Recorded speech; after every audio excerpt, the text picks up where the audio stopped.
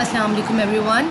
I hope that you all are fine. तो in the last video हमने discuss किया था कि जो आइडेंटिटीज़ हैं उनकी क्या क्या लेवल्स हैं और एक मल्टी कल्चरल सोसाइटी में आइडेंटिटीज़ के क्या क्या इश्यूज़ फेस करने पड़ते हैं। इस वीडियो में हम डिस्कस करेंगे कि आइडेंटिटीज़ की क्या ऐसी इम्पॉर्टेंस है, यानी कि क्या चीज़ें हैं जो मिलकर हमारी आइडेंटिटीज़ बनाती हैं। आइडेंटिटी इज़ नॉट लाइक कि आपकी पहचान बताएगी कि आप क्या हैं, या सिर्फ एक चीज़ डिफ़ाइन करेगी कि व्हाट इज़ योर आइडेंटिटी। हर चीज़ जो कि आपको इन्फ्लुएंस कर रही है, जो चीज़ आपको अफेक्ट कर रही है, वो आपकी आइडेंटिटी का पार्ट बन जाती है। जैसे कि मैंने यहाँ पर एक इंट्रोडक्शन में तो जनरल सिंपल सी बात ये है कि आइडेंटिटीज़ इसलिए इंपॉर्टेंट है क्योंकि हमें आइडेंटिटीज़ ये बताती हैं कि हम हैं कौन, हम कहाँ से आए हैं और हमारा मकसद क्या है। तो वो सारी चीज़ें जो कि हमारी आइडेंटिटी के लिए इम्पॉर्टेंट है हम डिस्कस करेंगे। सबसे पहले हम बात करते हैं फर्स्ट फैक्टर की, जो है एज। अब ये बहुत ही कॉमन सेंस और एक कॉमन फिनोमेना है कि अगर हम देखें अपनी सोसाइटी में, तो हमारी जो एज ग्रुप्स बने होते हैं, यानी कि अगर आप एक 5 साल के बच्चे को देखें तो आप उसको 5 ईयर्स ओल्ड ही ट्रीट करेंगे, ठीक है। और अगर एक ग्रुप है जो कि मिडिल एज ग्रुप है या ओल्ड एज ग्रुप है, तो हम उनको वैसे ही ट्रीट करेंगे जो सोसाइटी का परसेप्शन है। यानी कि एज का मतलब ये नहीं है कि आप कितने बड़े हो गए हैं या आप कितने छोटे हैं। एज का मतलब ये है कि सोसाइटी का आपको लेकर क्या परसेप्शन है, सोसाइटी आपको किस तरह ट्रीट करती है according to your age group. For example, मैंने यहाँ पर एक एग्जाम्पल दी हुई है कि अगर 5 साल का बच्चा अपनी किताब फाड़ दे तो हम उसको इग्नोर करेंगे, प्यार से समझाएंगे कि बेटा ये अच्छी बात नहीं है, नेक्स्ट टाइम आपने ऐसा नहीं करना। बट वही सेम चीज़ अगर एक टीनेजर करे तो हम समझेंगे कि ये कैसा केयरलेस बंदा है कि इसको अपनी किताबों की परवाह नहीं है। तो वो चीज़ें हम हर लिहाज से, हर एज ग्रुप के लिहाज से सोसाइटी को डिवाइड करते हैं, और यही एक आइडेंटिटी का पार्ट है कि जैसे जैसे एज जो है वो बाउंड्रीज़ बना देता है, यानी कि आप अपनी एज के अकॉर्डिंग ही सोसाइटी आपको ट्रीट करेगी। जैसे जैसे आपकी एज बढ़ती जाएगी वैसे वैसे आप मैच्योर होते जाएंगे, और वैसे वैसे ही आपके अंदर सोशल कंस्ट्रक्शन का प्रोसेस होगा। यही कहता है ना सैपेवुल्फ हाइपोथेसिस के सोशल कंस्ट्रक्शन होती है। तो आपकी आइडेंटिटी, सॉरी सैपेवुल्फ हाइपोथेसिस नहीं, सोशल कंस्ट्रक्शनिज्म की थ्योरी थी, जो कि मैंने अपनी फर्स्ट वीडियो में आइडेंटिटी एंड लैंग्वेज वाले में एक्सप्लेन किया था कि सोशल कंस्ट्रक्शनिज्म इज़ अ थ्योरी जिसमें वो ये कहते हैं कि आइडेंटिटी सेम नहीं रहती, बल्कि इस वक्त के साथ साथ जैसे जैसे एज बढ़ती है वैसे वैसे सोशली इंसान जो है वो कंस्ट्रक्ट होता है। तो इसी तरह मैंने इसमें एक और एग्जांपल दी हुई है कि अगर आप एक टीनेजर की बात करें तो कहा जाता है कि जो यूथ है ना वो बड़ी रिस्की, बड़ी क्रिएटिव किस्म की होती है, बड़ी जोश होता है यूथ में और इस तरह की सारी चीज़ें होती हैं, ठीक है। लेकिन अगर हम बात करें ग्रुप्स की, तो एक वो इंसान जो कि ओल्ड ग्रुप से जिसका ताल्लुक है उसकी बात ज़्यादा रिस्पेक्टेबल होगी। वो हमेशा, हमारे बड़े कहते हैं कि हमारा तजुर्बा है, हमारा एक्सपीरियंस है, तो उनका जो एक्सपीरियंस है उनको रिस्पेक्टेबल बनाता है इन सोसाइटीज़ परसेप्शन। और वही बात अगर कोई टीनेजर करे तो उसकी बात पे इतना ध्यान नहीं दिया जाएगा। तो सोसाइटी में जिस तरह एज ग्रुप बनता है उसी तरह सोसाइटी में एज की परसेप्शन भी है जो कि हमारी आइडेंटिटी बनाते हैं। नेक्स्ट हमारे पास है एबिलिटी। एबिलिटी का यहाँ पर ये मतलब है कि हम एबिलिटी के लिहाज से लोगों को डिवाइड कर देते हैं। जैसे कि अगर मैं फिजिकल एबिलिटी की बात करूँ तो देर आर टाइप्स ना, कि एबिलिटीज़ भी हैं और डिसेबिलिटीज़ भी हैं। एक तो ये बात है कि आप किस चीज़ में एबल हो, आप क्या चीज़ करने के काबिल हो, तो वो सारी चीज़ें आपकी एबिलिटी में आ जाती हैं। लेकिन यहाँ पर एक्सेप्शंस हैं, यानी कि वो लोग जो फिजिकली डिसेबल हैं, मेंटली डिसेबल हैं, कोई ट्रॉमा है, कोई लर्निंग इशू है, कोई कॉग्निटिव डेवलपमेंट नहीं हुई हुई, तो वो सारी जो डिसेबिलिटीज़ हैं वो इस कैटेगरी में आती हैं। और इंसान की एबिलिटीज़, डिसेबिलिटीज़ उसको आइडेंटिटीज़ में शामिल करते हैं, ठीक है। तो अगर एक इंसान है जिसकी मेंटल एबिलिटी हाई है तो और जिसकी लो है, हम उनको डिफरेंट आइडेंटिटीज़ में शामिल कर लेते हैं। तो वो एबिलिटीज़ जो कि बेशक आपकी फ़िज़िकल हो एबिलिटीज़ या फिज़िकल डिसेबिलिटीज़ हो, बेशक वो मेंटल हो, कॉग्निटिव हो, इमोशनल हो, स्पोर्ट्स से रिलेटेड हो, किसी भी तरह से जो आपकी एबिलिटीज़ और डिसेबिलिटीज़ हैं वो आपको आइडेंटिटी बनाने में रोल प्ले करती हैं। अब है हमारे पास रेस। वैसे मैं इसको आइडेंटिटी समझती नहीं हूँ because we all are same human race, but according to the researches ये कहते हैं जी आइडेंटिटीज़ जो हैं वो हम रेस के अकॉर्डिंग भी करते हैं डिवाइड। अब रेस क्या होती है कि आप फिजिकल कैरेक्टरिस्टिक से किस तरह अलग हो, यानी कि आपका स्किन कलर, कुछ लोग गोरे हैं, कुछ लोग काले हैं, कुछ लोग पतले हैं, मोटे हैं, छोटे लंबे जैसे भी हैं, वो फिजिकल कैरेक्टरिस्टिक जैसे जैसे उनकी चेंज होगी वैसे वैसे हम उनकी आइडेंटिटीज़ डिवाइड कर देंगे। जैसे कि अगर एक एग्जांपल में दूं, जैसे हमने पढ़ा था कि ब्लैक्स जो नेग्रोज़ हैं उनको हम ब्लैक कहते हैं, ठीक है, जबकि जो अमेरिकन हैं उनको हम वाइट पीपल कहते हैं। इसी तरह अफ्रीकन को ब्लैक कहा जाता है और ब्रिटिश लोगों को वाइट कहा जाता है। तो ये जो कलर डिफरेंसेस हैं, रेस डिफरेंसेस हैं, इनके अकॉर्डिंग रेसेस बनाई हुई हैं, आइडेंटिटीज़ बनाई हुई हैं, और सोसाइटी के परसेप्शन के अकॉर्डिंग ही इनको सुपीरियर या इन्फीरियर समझा जाता है। और रेस बेसिकली एक रैंकिंग सिस्टम बना देती है लोगों को डिवाइड करके कि अगर कोई इस रेस का है तो वो इन्फीरियर है, कोई इस रेस का है तो वो सुपीरियर है, but after all again we are all same human race. Next है हमारे पास एथनिसिटी। एथनिसिटी का मतलब है कि हमारी एथनिसिटी यानी कि हम किस कल्चर से, हम किस लैंग्वेज से, हमारी जो ओरिजिन है वो कहाँ से है। एथनिसिटी मीन्स हमारा ओरिजिन, हमारे मेन जो बिलीव्स हैं, मेन रिलीजियस कॉन्सेप्ट वो कहाँ से हैं। तो एथनिक ग्रुप जो होता है, हम एथनिक ग्रुप को लेकर लोगों को डिवाइड कर देते हैं कि उनके ट्रेडिशंस एक जैसे होते हैं, उनकी एंसेस्ट्री यानी कि उनका ओरिजिन एक जगह का है, उनकी लैंग्वेज, हिस्ट्री, उनकी सोसाइटी, कल्चर, हर चीज़ उनकी सेम होती है वो एक ग्रुप में, और जो डिफरेंट होते हैं उनको दूसरे ग्रुप में आइडेंटिटी उनकी चेंज होती है।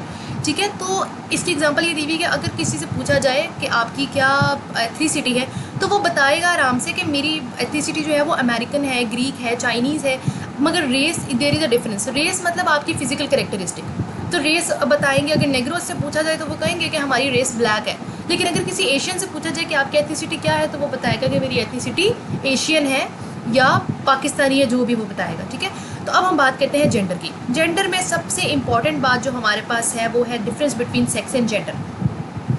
Sex refers to the physical या बायोलॉजिकल आइडेंटिफिकेशन, यानी कि आपकी जो एनाटॉमिकल स्ट्रक्चर है, you are a male, you are a female, you are a intersex, वो पोजीशन आप जो आपके एनाटॉमिकल जो फिजिक है that refers to your sex. लेकिन आपके जो रोल्स यानी कि आपके जो किस कॉन्टेक्स्ट में आपके क्या रोल्स हैं, जो रोल्स रेफर करते हैं वो जेंडर है। यानी कि जेंडर का मतलब ये नहीं है कि आप मेल हैं या फीमेल है। Gender refers to the role, यानी कि जो सोसाइटल कॉन्टेक्स्ट में आपके साथ रोल्स कनेक्ट हुए में है ना, वो जेंडर है। मैं आपको एग्जांपल देती हूँ। जैसे हमारे इस्लाम में अगर आप देखें तो एक औरत को, वुमेन को किस तरह से पोर्ट्रे किया गया है। आपको अगर आप इस्लाम में देखें कि वुमेन का क्या मुकाम है, डेट वेरी रिस्पेक्टेबल, बड़ी ही वो चीज़ जिसकी इज़्ज़त की जाए। ठीक है, वो इंसान जिसकी इज़्ज़त की जाए। जबकि अगर हम वेस्ट कल्चर में बात करें या बाहर के अमेरिका वगैरह के कॉन्टेक्स्ट भी ले जाएं तो वुमेन का तस्वर बिल्कुल चेंज है।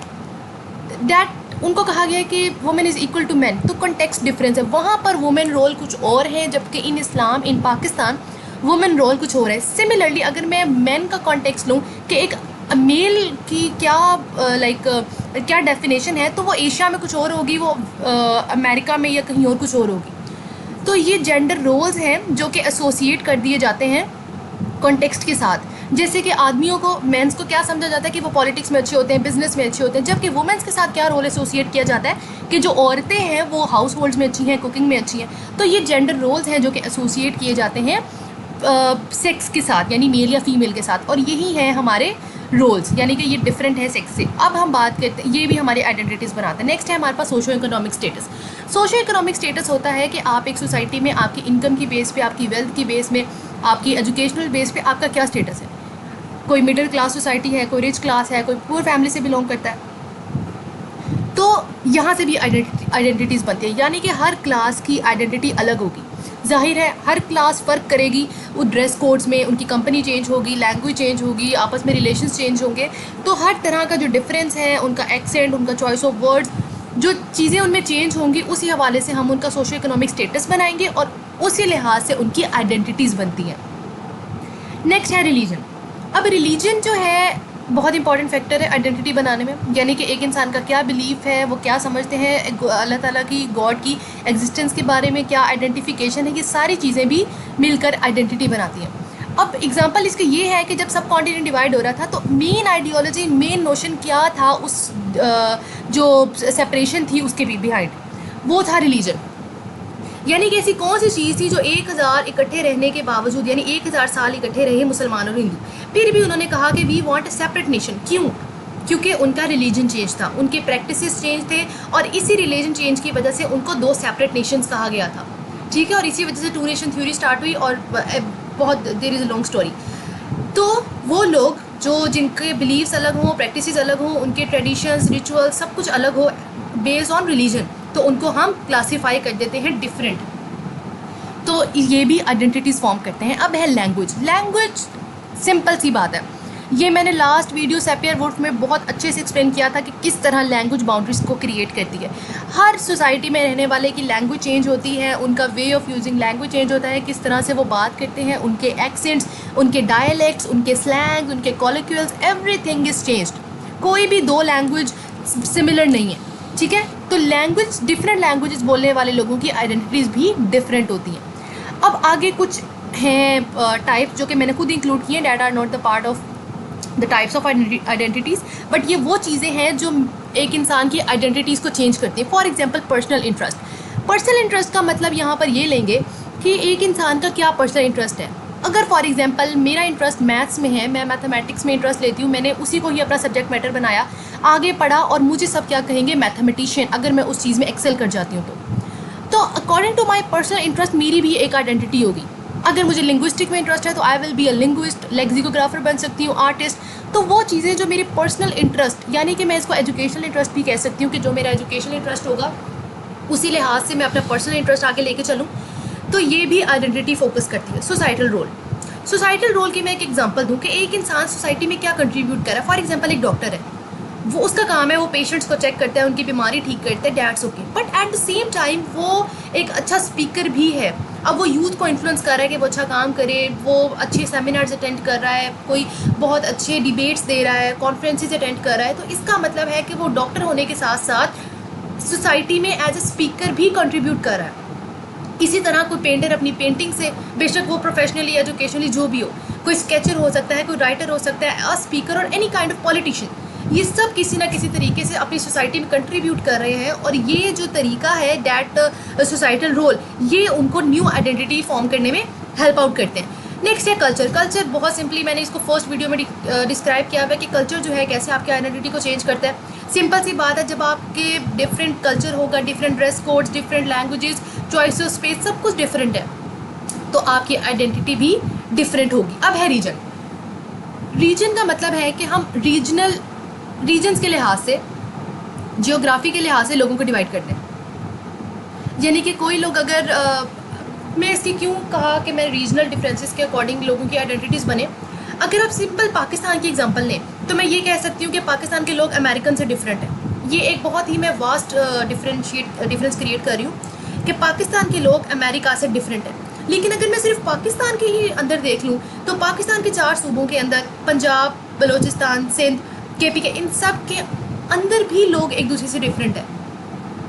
डिफरेंट लोगों के साथ डिफरेंट ट्रेड्स उन परसीव कर दी जाती हैं, एसोसिएट कर दी जाती हैं। कि कहा जाता है कि लाहौर खानों के लिहाज से बहुत मशहूर है, कहा जाता है कि मतलब हर जगह के लिहाज से लोगों को जो ट्रेड्स हैं उनके एसोसिएट कर दी गई हैं। तो रीजन के लिहाज से लोगों की आइडेंटिटीज़ को डिवाइड किया गया है। अगर नेक्स्ट हम बात करते हैं कास्ट और सेक्स सिस्टम की। अब ये तो अच्छी बात है या बुरी बात है, जो भी है, हर जगह कास्ट और सेक्स सिस्टम बन चुके हैं। फॉर एग्जांपल अगर मैं इंडिया में बात करूं तो वहाँ पर कास्ट सिस्टम है, 4 उनके वर्णाज हैं, जो जिनमें ब्राह्मण्स हैं, कश्तरियाज हैं, वैश्याज हैं और शूद्राज हैं, ठीक है। ये 4 जो उनके सेक्स सिस्टम है, कास्ट सिस्टम है, इनके अकॉर्डिंग वो लोगों को ट्रीट करते हैं। उनका परसेप्शन है अपना कास्ट सिस्टम का। अगर मैं पाकिस्तान में बात करूँ तो क्या जट हैं, भट्टी हैं, राजपूत, मुग़ल, अराई, बट, ये सारी पाकिस्तान की कास्ट सिस्टम है जो कि आइडेंटिटीज़ बनाते हैं। सिमिलरली अगर मैं बात करूं रिलीजन के अकॉर्डिंग, तो अगर हम क्रिश्चियनिटी में बात करें मेनली इन रोम, तो वहाँ पर कैथोलिक्स हैं, प्रोटेस्टेंट्स हैं। अगर मैं इस्लाम में बात करूं तो सुन्नी, देवबंद, अहले तशी और ये सब सेक्ट्स हैं जो आ जाते हैं। तो डिफरेंट कास्ट सिस्टम और डिफरेंट सेक्ट सिस्टम भी मिलकर आइडेंटिटीज़ को बनाते हैं। Next, political identity. हमारे आजकल की जो ये डेमोक्रेटिक हमारी कंट्री चल रही है, या डेमोक्रेटिक वर्ल्ड ही है, तो हम देख सकते हैं कि हमने लोगों को ग्रुप किया हुआ है। बल्कि हमने क्या, खुद ही लोग डिवाइड हुए हैं पॉलिटिकल पार्टीज़ के अकॉर्डिंग। यानी कि जो पीटीआई को सपोर्ट करते हैं उन्होंने अपनी अलग पार्टी बनाई हुई है, जो पीएमएलएन को सपोर्ट करते हैं वो अलग लोग हैं। आप मतलब उनकी अपनी आइडेंटिटीज़ हैं according to their political group. Again I am saying that these are the no types of identities, but I have made them because these are the things that make identities too. तो next है population minorities. यानी कि अब एक मुल्क है, ठीक है, उसके अंदर मेजॉरिटी भी है, माइनॉरिटी भी है। तो क्या मतलब है कि सिर्फ मेजॉरिटीज़ की आइडेंटिटीज़ हैं? नो, माइनॉरिटीज़ की अपनी खुद आइडेंटिटी है। सबसे बड़ी इसकी एग्जांपल कि अगर हम किसी भी जगह एडमिशन लेने जाएं या हम किसी भी जगह कुछ अप्लाई करें तो वहाँ पर हमेशा एक कोटा होता है। माइनॉरिटीज़ के लिए। इसका ये मतलब है कि माइनॉरिटीज़ की अपनी आइडेंटिटी है। उसके अलावा अगर हम अपने फ्लैग, पाकिस्तान की फ़्लैग की बात करें, तो there is a white colour in the flag that represents the non Muslims. Like for example वो क्या रिप्रेजेंट कर रही हैं? माइनॉरिटीज़। तो माइनॉरिटीज़ की अपनी ही एक आइडेंटिटी है। उसके अलावा बहुत सी आइडेंटिटी की टाइप्स हैं, जैसे कि पॉलिटिकल व्यूज़ के, एक इंसान क्या पर्सनल बिलीफ रखता है पॉलिटिकल अकॉर्डिंग, उनकी क्या मॉरल वैल्यूज़ हैं, मैनर्स के अकॉर्डिंग हम डिवाइड कर सकते हैं। ऑर्गेनाइजेशनल रोल्स के अकॉर्डिंग कि क्या कौन लेबर है, कौन वर्किंग क्लास में जाता है, कौन मैनेजिंग क्लास में जाता है। मैरिटल स्टेटस के अकॉर्डिंग हम लोगों को डिवाइड कर सकते हैं। उनका ड्रेस कोड, जैसे कि मैंने बताया कि पाकिस्तान के 4 सूबों में ही ड्रेस कोड सेम नहीं है। एजुकेशन के आप ग्रेजुएट्स में शामिल करते हैं, PhDs में से हैं, या आपने कुछ पढ़ा ही नहीं है, तो these are the things that makes your identity different from each other. And then your profession, that professionally you are a doctor, you are an engineer, you are a teacher, you are a professor, whatever you are. So these are the things that make up your identities. So thank you so much. I think that the topic is clear so far.